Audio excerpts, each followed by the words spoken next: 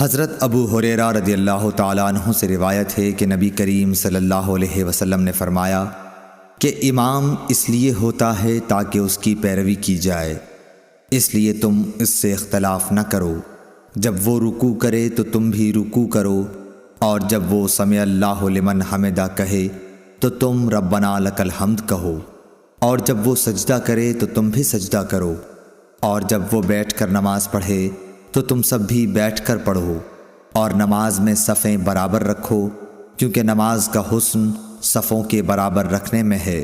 صحیح بخاری حدیث نمبر 722۔